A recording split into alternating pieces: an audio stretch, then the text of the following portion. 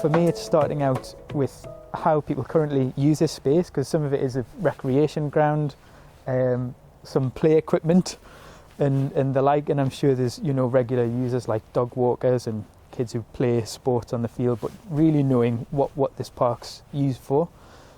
Definitely a lovely place around here. There's no signs. There's no signs. Some signs would be nice. I think more people would use it if it was more obvious, because that board there is obviously you can't see on it. And the nature trail sign down at the bottom that has a map on it has all been shot. Yeah. So you can't read that, can you? You can't read that, and you have to get down there to see it. So you'd need something up here to point you down that way, I think, and then more people would use it. So one of the big changes we want to make is the state of the path that goes around a nature reserve. Lots of people visit the site and only use the amenity area because it can be quite difficult to access.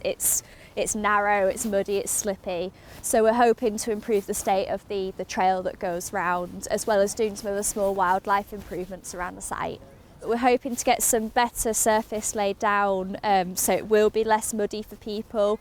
Quite a lot of people use bikes on it too, so we're hoping where it's wider to separate out places for people, places for bikes, to make it easier for users to get round. We're at the point now, we're waiting for the council to sign off.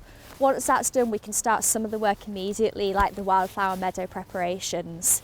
We've ran some walks around the site, so we had people come out with us, walk around the site and show us the things that they feel are wrong or they love about the site as well.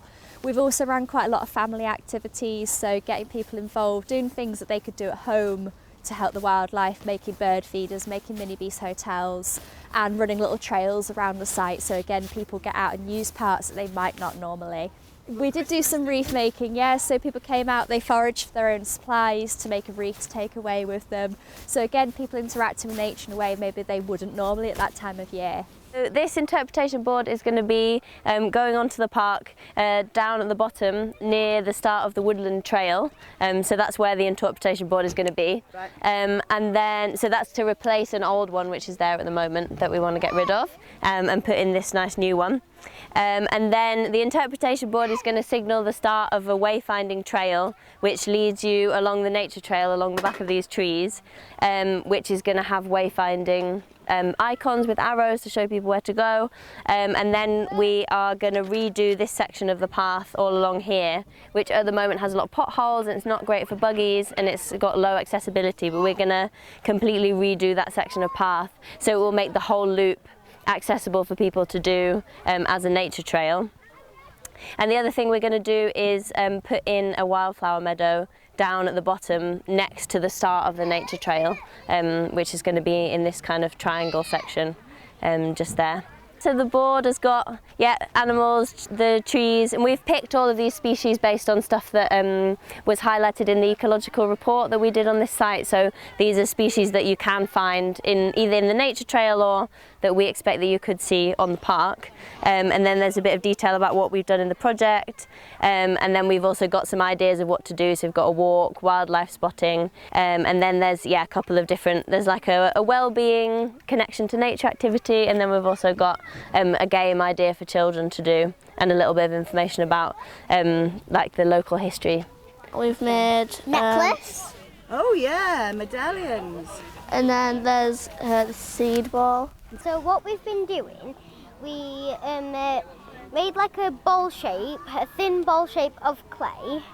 We added some soil in and random seeds, and then we rolled it back into a ball of clay, and then if we throw it on the floor or anywhere, it should stick there, and like next spring or summer,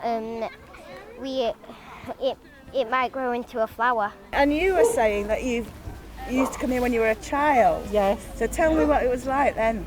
Just the woodland area behind the park. It was a lot more open, a lot more access for walking, whereas now it's really overgrown. Yeah. There used to be a pond at the bottom end that's now completely taken over by bulrushes. It's just like it's been left to ruin. Yeah. It just needs a lot of TLC to make it a lot more nicer place to walk round. Yeah. Over there you can see how overgrown it is. But you'd too. definitely like to be more involved if they were going to do things like that. Yeah. You'd help. I like wildlife. You've done things with Natural Neighbours project before, haven't you? Yeah. Tell me about some of the activities you did with them. So a lady gave us some colours and we had to try and find somewhere that matches that exact colour.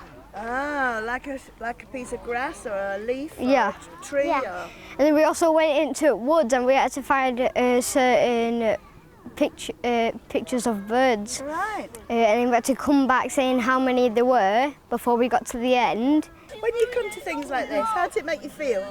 Happy. Happy? And Yeah. joyful. And what? And joyful. And joyful, that's a lovely word.